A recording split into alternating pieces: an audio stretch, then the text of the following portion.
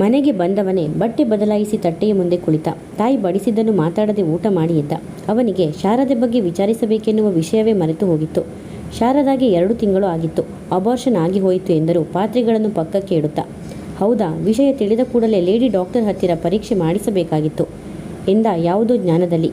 ಮಗನಿಗೆ ಆ ವಿಷಯದಲ್ಲಿ ಆಸಕ್ತಿ ಇಲ್ಲವೆಂದರಿತ ಸುಭದ್ರಮ್ಮ ಸುಮ್ಮನಾದರು. ಚಂದ್ರಮೋಹನ್ ಬಂದು ಕಾಂಪೌಂಡಿನಲ್ಲಿ ನಿಂತ. ನಿರ್ಮಲವಾದ ಆಕಾಶದತ್ತ ನೋಡುತ್ತಾ ಯೋಚಿಸಿದ. ಈಗ ಪ್ರಭಾ ಏಕಾಂಗಿ, ನನ್ನಂಥ ಗಂಡನಿಂದ ವಂಚಿಸಲ್ಪಟ್ಟವಳು. ಅವಳು ಜೀವನವನ್ನು ಹೇಗೆ ಎದುರಿಸಬೇಕು? ಅವಳು ಎಲ್ಲ ಸುಖಾಪೇಕ್ಷೆಗಳನ್ನು ಮೂಲೆಗೆ ಒತ್ತರಿಸಿ ವಿರಾಗಿನಿಯಂತೆ ಏಕೆ ಬಾಳಬೇಕು? ಕಾಲ ಬದಲಾಯಿಸಿದೆ.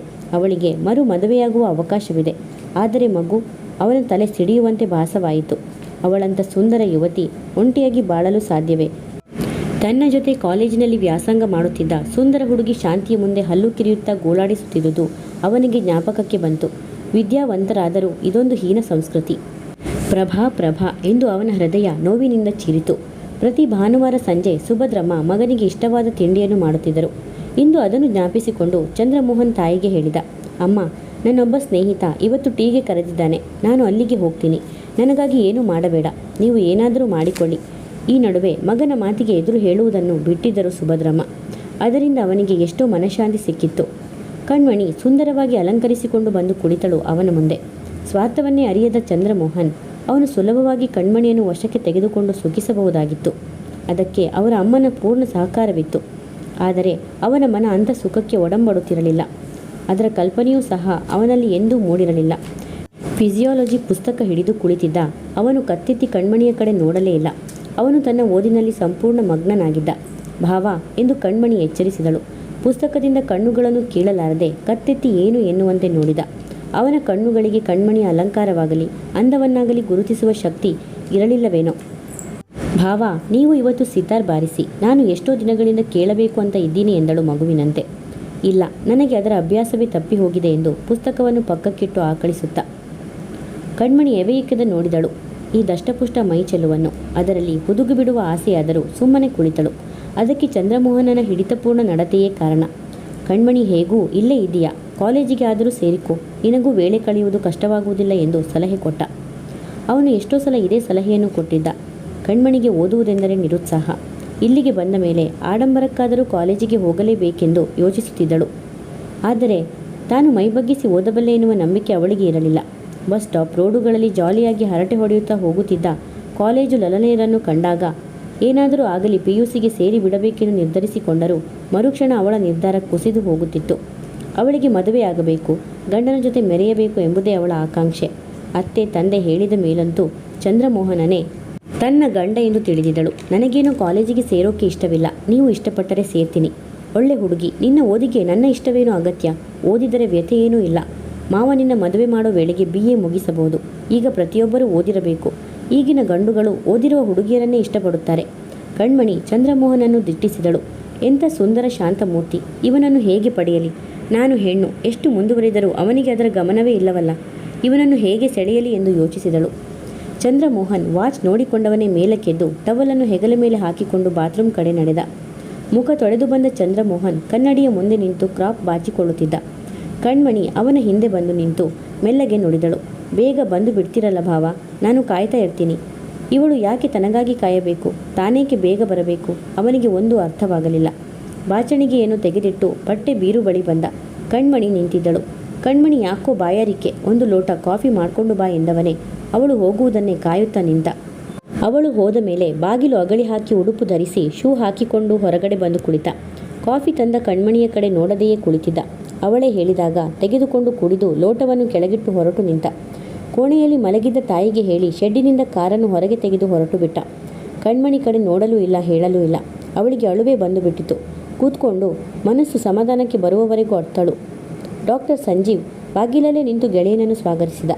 ಅವನು ತೋರುತ್ತಿರುವ ಆತ್ಮೀಯತೆ ಹಿಂದೆ ಏನೋ ಉದ್ದೇಶ ಇರಬೇಕು ಅನಿಸಿತು ಚಂದ್ರಮೋಹನ್ಗೆ. ಮನೆ ಚಿಕ್ಕದಾದರೂ ಚೊಕ್ಕಟವಾಗಿತ್ತು. ಅವನ ಮಾತಿನಲ್ಲಿ ಊಹಿಸಿಕೊಂಡ ಚಂದ್ರಮೋಹನ್ ಸಂಜೀವ್ನದು ಬಾಡಿಗೆ ಮನೆಯೆಂದು. ಸಂಜೀವ್ ತನ್ನ ಕೋಣೆಗೆ ಚಂದ್ರಮೋಹನನ್ನು ಕರೆದೊಯ್ದ. ಅವನು ಒಳಗೆ ಬರುವಾಗಲೇ 10 ಕಣ್ಣುಗಳು ಅವನೆಡೆಗೆ ನಿರುಕಿಸಿದ್ದು ಅವನ ಗಮನಕ್ಕೆ ಬರದೇ ಹೋಗಲಿಲ್ಲ. ಸಂಕೋಚವಾಯಿತು ಚಂದ್ರಮೋಹನ್ಗೆ. ಸಂಜೀವ್ ಬರೀ ಸ್ನೇಹದ ಪರಿಧಿಯಲ್ಲಿ ತನ್ನನ್ನು ಆಹ್ವಾನಿಸಿಲ್ಲ ಎಂಬುದು ಚಂದ್ರಮೋಹನ್ಗೆ ತಿಳಿಯಲು ಬಹಳ ಹೊತ್ತು ಬೇಕಾಗಲಿಲ್ಲ. ಕೇಸರಿ ಬಾತ್, ವೆಜಿಟೇಬಲ್ ಬಾತ್, ಬೋಂಡಾ ಇವೆಲ್ಲ ಬಹಳವೆನಿಸಿತು. ಇವಳು ನನ್ನ ತಂಗಿ ರಾಧಿಕಾ ಅಂತ ಗ್ರ್ಯಾಜುಯೇಷನ್ ಮುಗಿಸಿಕೊಂಡು ಮನೆಯಲ್ಲಿ ಇದ್ದಾಳೆ. ಸಂಗೀತದಲ್ಲಿ ಬಹಳ ಆಸಕ್ತಿ ಎಂದು ಪರಿಚಯ ಮಾಡಿಕೊಟ್ಟ. ಚಂದ್ರಮೋಹನ್ ಮುಗುಳ್ ನಗುತ್ತಾ ಸಹಜವಾಗಿ ಕೈ ಮುಗಿದ. ಗೆಳೆಯನ ಆಮಂತ್ರಣದ ಅರ್ಥ ಅವನಿಗೀಗ ಸರಿಯಾಗಿ ಹೊಳೆಯಿತು.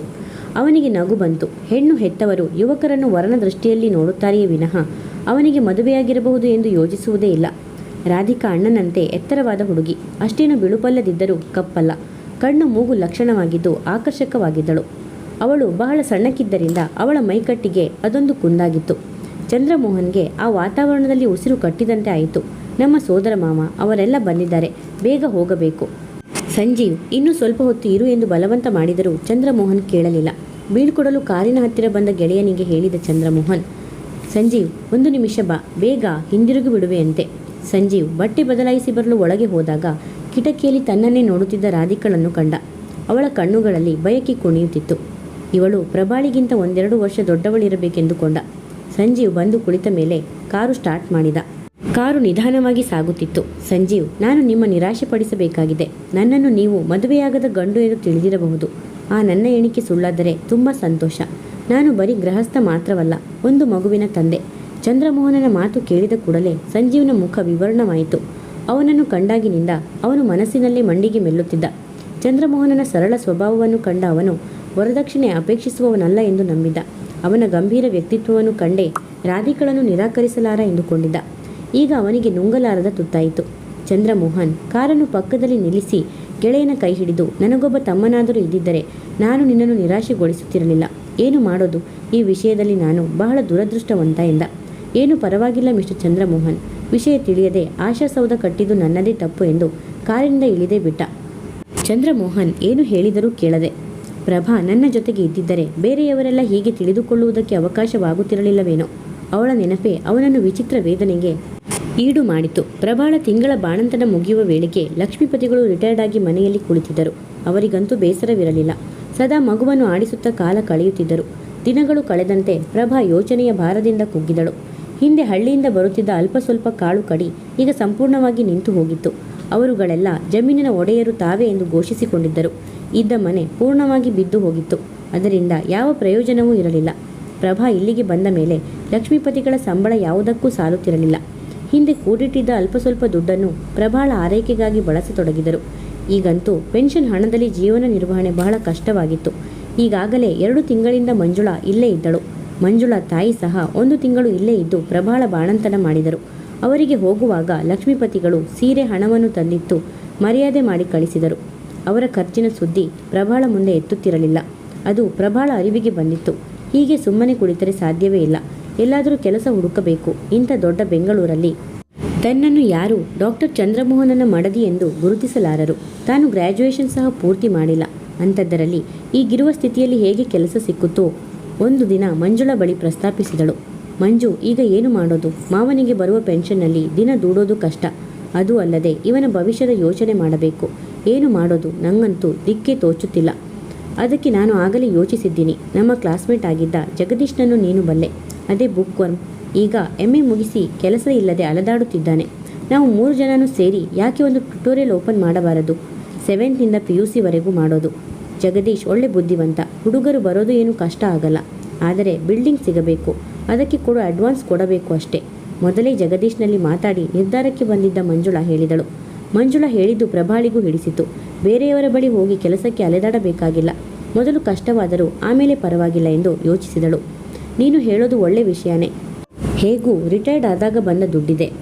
ಜಗದೀಶ್ಗೆ ಮನೆಗೆ ಹತ್ತಿರವಾಗಿ ಮತ್ತು ಹುಡುಗರು ಬರುವಂಥ ಬಿಲ್ಡಿಂಗ್ ಹುಡುಕು ಅಂತ ಹೇಳು ಎಂದವಳೆ ಪ್ರಭಾ ಪ್ರಶ್ನಾರ್ಥಕವಾಗಿ ಮಂಜುಳಾ ಕಡೆ ನೋಡಿದಳು. ಮಂಜುಳಾ, ಜಗದೀಶ್ ಏನಾದರೂ ಪ್ರೇಮದ ವ್ಯಾಧಿಯಲ್ಲಿ ಮುಗ್ಗರಿಸಿದ್ದಾರಾ? ಹಾಗೇನಾದರೂ ಆದರೆ ಮಂಜುಳಾ ಅದೃಷ್ಟವಂತಳು. ಜಗದೀಶ್ ಚಿನ್ನದಂಥ ಹುಡುಗ. ಯಾಕೆ ಹಾಗೆ ನೋಡ್ತೀಯಾ? ನಾನು ಎಲ್ಲೋ ಜಗದೀಶ್ನನ್ನು ಪ್ರೇಮಿಸ್ತಾ ಇದ್ದೀನೋ ಅಂತ ನಿನಗೆ ಅನುಮಾನ. ಅದು ಪೂರ್ತಿ ನಿಜವಲ್ಲ. ಈಗ ನಮ್ಮ ಸಂಸಾರಕ್ಕೆ ಏನಾದರೂ ಆರ್ಥಿಕವಾಗಿ ಸಹಾಯ ಮಾಡಲೇಬೇಕು. ಎಷ್ಟು ದಿನ ಹೀಗಿರೋದು? ಡಾಕ್ಟರ್ ಆಗೋದು ನನ್ನ ಹಣೆಯಲ್ಲಿ ಬರೆದಿಲ್ಲ ಎಂದು ನಿಟ್ಟುಸಿರು ಬಿಟ್ಟಳು. ಅಂದಿನ ಸಂಜೆಯೇ ಮಂಜುಳಾ ಹೋಗಿ ಜಗದೀಶ್ನನ್ನು ಕರೆತಂದಳು. ಅವನು ಅಂದಿಗೂ ಇಂದಿಗೂ ಒಂದೇ ತರಹ ಇದ್ದ. ಅವನಲ್ಲಿ ಯಾವ ಬದಲಾವಣೆಯೂ ಕಂಡು ಬರಲಿಲ್ಲ. ಕಣ್ಣಿಗೆ ಕನ್ನಡಕ, ಬಿಳಿ ಪೈಜಾಮ, ಜುಬ್ಬ, ಕಾಲೇಜಿಗೆ ಹೋಗುವ ಹುಡುಗನಂತೆ ಕಾಣಿಸುತ್ತಿದ್ದ. ಮಂಜುಳಾ ಹೇಳಿದಕ್ಕೆಲ್ಲ ತಲೆ ಆಡಿಸುತ್ತಿದ್ದ. ಮೊದಲು ರಾಗ ಎಳೆದರು. ಕಡೆಗೆ ಒಪ್ಪಿಕೊಂಡರು ಲಕ್ಷ್ಮೀಪತಿಗಳು. ಜಗದೀಶ್ ಹಾಗೂ ಹೀಗೂ ಸುತ್ತಾಡಿ ಮಲ್ಲೇಶ್ವರದಲ್ಲಿ ಒಂದು ಜಾಗ ಹುಡುಕಿದ. ಅದು ಮಹಡಿಯ ಮೇಲೆ ಇತ್ತು. 2 ಸುಮಾರಾದ ಕೋಣೆಗಳಿದ್ದವು. 150 ರೂಪಾಯಿ ಬಾಡಿಗೆ. ಮನೆಗೆ ದೂರವಾದರೂ ಒಪ್ಪಿಕೊಳ್ಳಲೇಬೇಕಾಯಿತು. ಈಗಾಗಲೇ ಜಗದೀಶ್ 8-10 ಹುಡುಗರನ್ನು ಸಂಪಾದಿಸಿದ್ದ. ಅವರುಗಳೆಲ್ಲ ಅಲ್ಲಿನ ಸುತ್ತಮುತ್ತಲಿನವರೇ. ಜಗದೀಶ್ ತನ್ನ ವಾಸವನ್ನು ಅಲ್ಲಿಗೆ ಬದಲಾಯಿಸಿಕೊಂಡ. ಪ್ರಭಾ 2 ತಿಂಗಳ ಬಾಣಂತಿ ಆದ್ದರಿಂದ ಜಗದೀಶ್ ಮಂಜುಳಾ ಅವರಿಬ್ಬರೇ ಅಲ್ಲಿನ ಉಪಾಧ್ಯಾಯರು ಎಂದು ನಿಷ್ಕರ್ಷಿಸಿಕೊಂಡು ಶುರು ಮಾಡೇ ಬಿಟ್ಟರು. ಮೊದಲನೇ ತಿಂಗಳು ಬರೀ 150 ಸಂಪಾದನೆ, ಬಾಡಿಗೆ ಹಣ ಮಾತ್ರವಾಯಿತು. ಆದರೂ ಅವರು ಎದೆಗುಂದಲಿಲ್ಲ. ಪ್ರಿಯ ವೀಕ್ಷಕರೇ, ಈ ಕಥೆ ನಿಮಗೆ ಇಷ್ಟವಾದರೆ ಒಂದು ಲೈಕ್ ಮಾಡಿ, ಕಮೆಂಟ್ಸ್ ಮಾಡಿ, ಶೇರ್ ಮಾಡಿ, ಸಬ್ಸ್ಕ್ರೈಬ್ ಮಾಡಿ ಮತ್ತು ಬೆಲ್ ಐಕಾನನ್ನು ಕ್ಲಿಕ್ ಮಾಡಿ. ಇದರಿಂದ ನನ್ನ ಎಲ್ಲ ವಿಡಿಯೋಗಳ ನೋಟಿಫಿಕೇಷನ್ ನಿಮಗೆ ಬೇಗನೆ ತಲುಪುತ್ತದೆ. ಕಥೆ ಕೇಳಿದ್ದಕ್ಕೆ ಧನ್ಯವಾದಗಳು.